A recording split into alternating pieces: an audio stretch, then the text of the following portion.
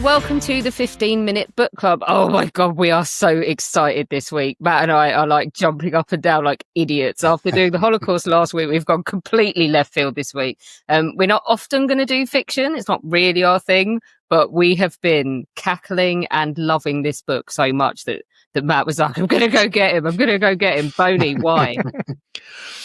Honestly, there's been few books recently that I have read and literally sat at my desk when I got off the train at work and just gone, give me 10 minutes and I'll be with you, because I just wanted to get to the end of the chapter. So as we're making a tradition, we're going to get the author to do all the work here. So hello, who the heck are you and why are you here? Great. Hi, Matt and Alex and everybody listening. I'm delighted to be here. My name is Travis Kennedy. I live in Maine, which is just north of Boston over in the States. And I am the author of a book called The Whyte Python World Tour. It is my debut. I've been writing for a while, but this is the one that I'm introducing myself to the world with. And it came out in June, and it's just been such a thrill to talk about it ever since. It was an enormous fun to write from beginning to end, and so it's been enormous fun to keep talking about since. We're just sitting here with massive smiles on our face. Okay, right. For those of you who don't know what Python is yet, when I tell you, like, should we just do the back of the book? Because that's a pretty good way of gauging, is it? Yeah. So it's Los Angeles, 1986, and metal rules the world. For aspiring drummer Ricky Thunder, life is good, even if he is sleeping in a condemned paint store and playing with a band that's going nowhere. But when he gets a shot to join LA's hottest up-and-coming band, Whyte Python, Ricky's young life turns up to 11. Like, if you're thinking, okay, this doesn't sound like me, this is just like the story of a rock band, there's a twist. Travis, this isn't your background. How the hell did you go from 80s hair band to CIA and make a book out of it? Where did the idea come from? Because you're not old enough for this to be like, this is my youth, man. This is me reliving my glory days. So where did this come from? Yeah, well, it's funny. It's my childhood. I'm genuinely a child of the 80s. And I think that's in a lot of ways where it came from. I remember being a kid and watching MTV and seeing these hair bands on the screen, and they were so goofy and so larger than life, and their music was really catchy, and they were like these feral Muppets. They were these like live action cartoons. And so, that got programmed into me as a little kid, and that's how I've always seen them. And as I got older, I started picking up the biographies and autobiographies and realizing that they lived these very R-rated and often very difficult, challenging lives. Growing up, they were misfits. They didn't do well in school. They didn't have friends. They didn't have jobs. They came from abusive families, or they got kicked out of the house. And then when they found each other, it unlocked these superpowers, and they found music, and that connected them to people like them. And so it was just this story I kept seeing over and over and over again, of these sort of unknown superheroes who nobody believed in, and they had these special set of skills, right? And so that was starting probably 20 years ago. I had this thought about, there's a story there I want to tell, but I don't know exactly what it is. And then in 2020, I heard this phenomenal podcast called Wind of Change. It was produced by Patrick Radden Keefe, who is this amazing investigative reporter. He's written about the Sacklers and about Ireland, and he does a lot of work with the New Yorker. And he was chasing this decades-old rumor that the CIA wrote the song Wind of Change for the Scorpions at the end of the Cold War to help usher in the youth of the Eastern Bloc through the power of soft metal. And the podcast is great because it also explores the history of intelligence agencies using art and music to help spread the word that they're trying to sort of subversively share across the world. And I thought that's it.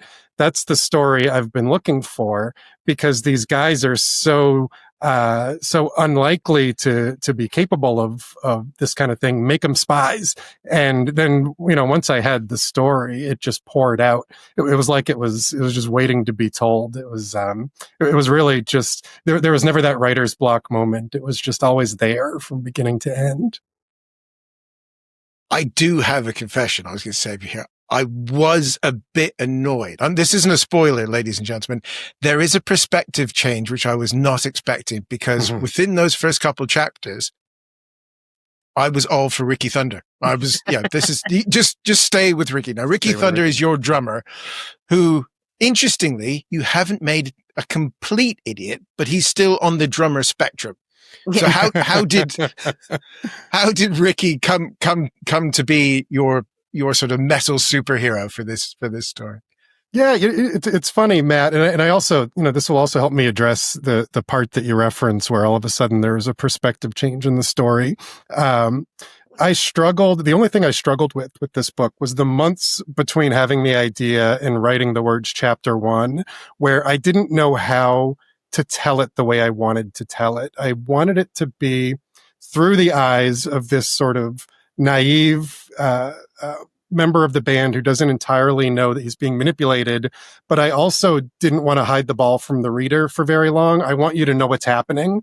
And so I wanted to have my cake and eat it too. I wanted that first person perspective, but I also wanted us in the audience to know what's being played around Ricky at the same time.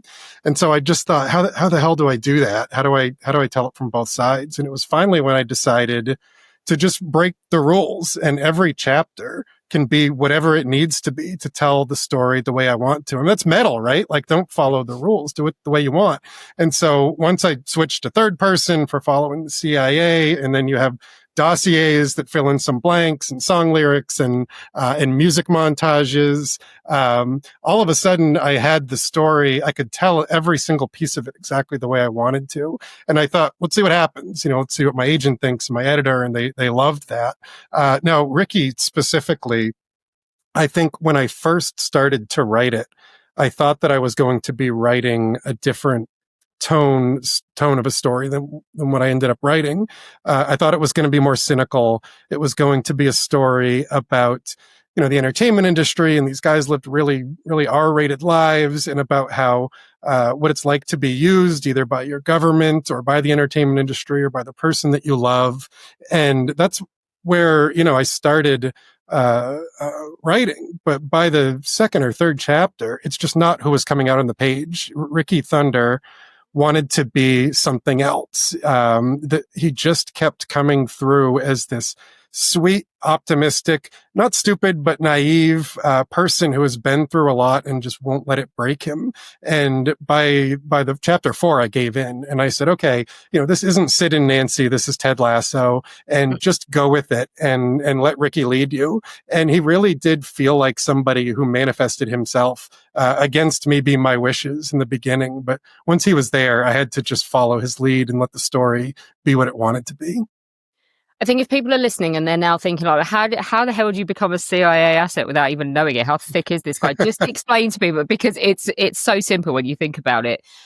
You used a woman, you used a pair of breasts to con them into doing it, which was, when you think about it, is exactly how you get a 23-year-old drummer with a brain, but not a big brain, to do exactly what you want. But explain to people exactly how that it comes to pass, like that they end up effectively plugging away for the CIA on the world stage without knowing it.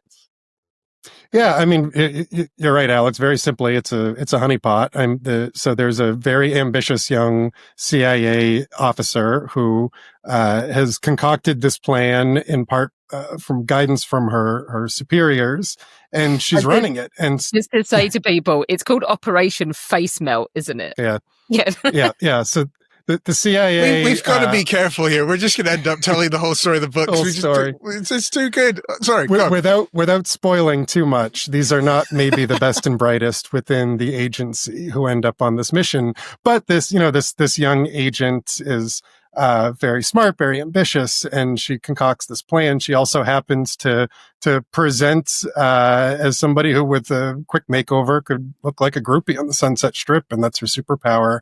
But really, her superpower is the fact that she understands this world, she understands people, she understands how to make the mission work. And it was really, really important to me, maybe most important, that I get her right, that she not it's way too easy telling a story like this to lean on cliches, and it'd be easy to make people hate her as well, right?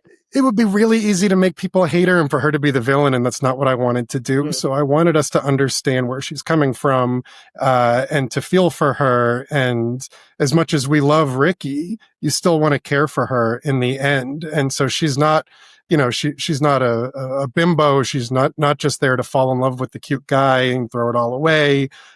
She's complicated and she's messy, but she's also really talented and she has really good ideas and she doesn't want to hurt him. She really cares about her mission. And over the course of the story, I hope that you understand that push and pull between them. So even when she keeps kind of hurting him and manipulating him, we know why. And we want to find peace for both of them in the end. And that's where I hope I led you. We've definitely shared a lot, but those are the things that were really important to me in crafting her.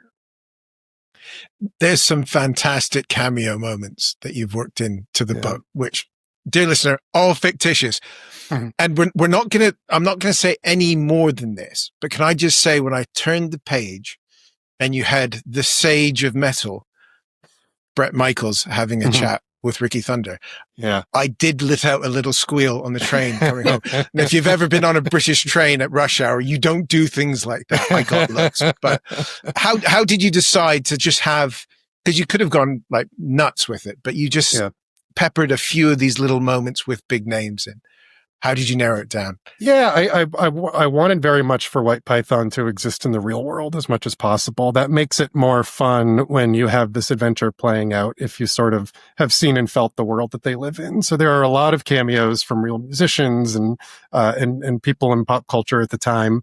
But what was really important was that I wanted to place those people exactly where they might have been during this stretch in history and in the frame of mind that they might have been in. So when he meets Bret, they're backstage at this concert they're playing in Texas, and Bret recently has had his heart broken.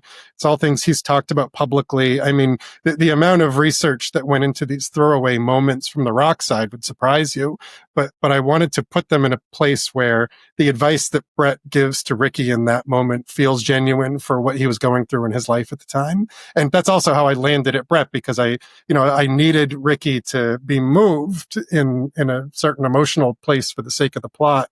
And I knew just enough about Bret Michaels and that time and place to know he was the exact right one to do it genuinely. And so, when Gene Simmons pops up and Steven Tyler, even if it's just for a second, I really wanted to do the work to figure out what would actually be going on in these guys' lives when they run into White Python, and how would that affect their meeting with them.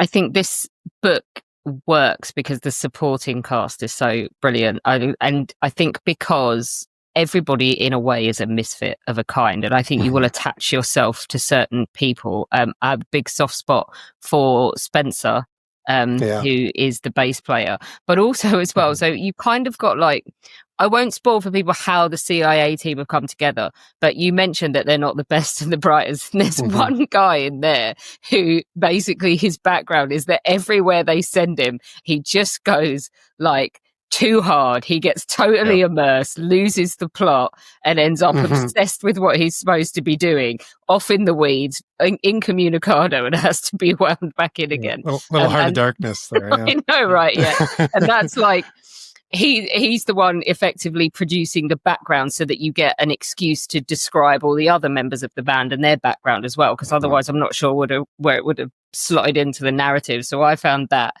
really interesting as a narrative tool. But like, out of all those supporting characters, because like I said, everyone's going to attach themselves and empathize with one, who is most like you? Oh, wow. There isn't a lot of me in this book. I mean, I gave Ricky my birthday. Which Can you just go grab your wife a second, Travis? We'll ask this question again. I gave them all little things. Okay. I mean, I gave Ricky my birthday, March 25th, and I felt like that's the reminder to me that I'm creating a person and I should seek personal things. Spencer, also one of my personal favorite characters, is from Maine, where I grew up and still live with my family. But really, I think that because I did so much homework, there's a lot more scattered pieces from real life musicians in these guys than there is from me. I think of anybody, it's probably Ricky. I mean, I like to think that I lead with my heart like he does, but really I intentionally wanted to create people who haven't lived my experiences, and that was so much part of the fun of it.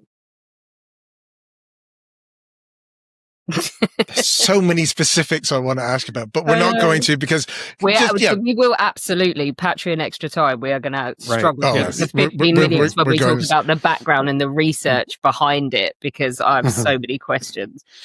But I want to ask about the lyrics, because you've got a few of the songs peppered in there. Mm-hmm. How did you form that? Because you could have gone the full Taylor Jenkins Reid thing and have a book which has got every classic song the band does, but you've just got these moments that are sort of a song that is sort of moving the narrative forward.